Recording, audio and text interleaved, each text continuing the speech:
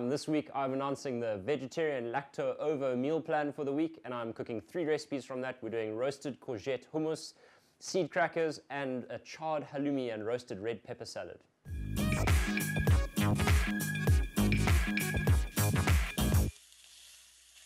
This week's meal plan is a medium to low carb lacto-ovo vegetarian meal plan. That means we include eggs and dairy. For dinners, we've got simple dishes like charred halloumi and roasted red pepper salad, pesto courgette with panned tomatoes and some grated cheese.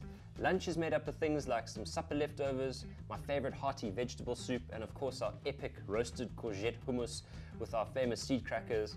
For brekkie, we've got simple things like boiled eggs, avocado, and the benchmark omelette. And there's also special attention paid to gut health in this meal plan. We've got things like milk kefir and sauerkraut to be added to your breakfasts. Now there are lentils and pumpkin in this meal plan, which makes it slightly higher carb than normal, but it is still most definitely a low carb lacto-ovo vegetarian meal plan.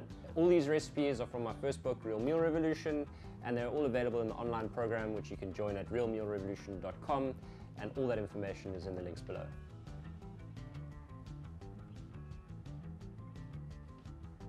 Courgettes, I think they taste really nice, but more importantly, they are much lower in carbs.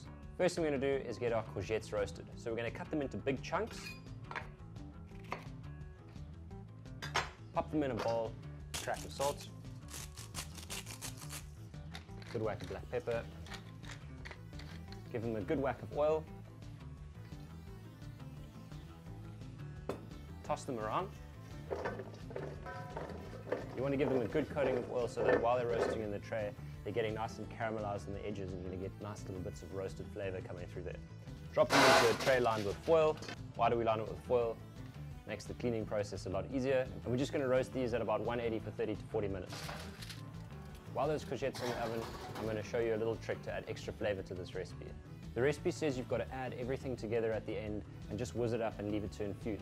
But to get extra punch out of that cumin, what I'm going to do is I'm going to heat some oil in a pan, and I'm going to add that cumin to let it simmer away for about 3 or 4 minutes. And what it's going to do, it's going to bring out a really nice toasted cumin flavor into that oil. So when you mix it through, you'll get that cumin flavor coming out. Okay, so my courgettes are nicely roasted. You can see that little caramelized bits on the edges. I'm going to just tip these straight into the little blender. I'm going to get them nice and smooth. Okay, now all you need is a clove of garlic.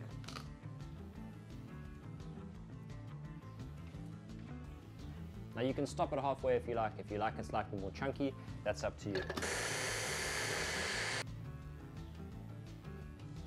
Smell that garlic. Tip that out. Another batch. This one I'm going to leave slightly chunkier. Pop that in. A nice twist of lemon. And finally, the magic ingredient, tahini. Tahini is like peanut butter made with toasted sesame seeds, okay? And it adds like an amazing bitter richness to anything you add it to. So that's where you get that like ever so slightly bitter flavor in a normal hummus. Of course, a little bit more salt and pepper. And finally, another drizzle of olive oil.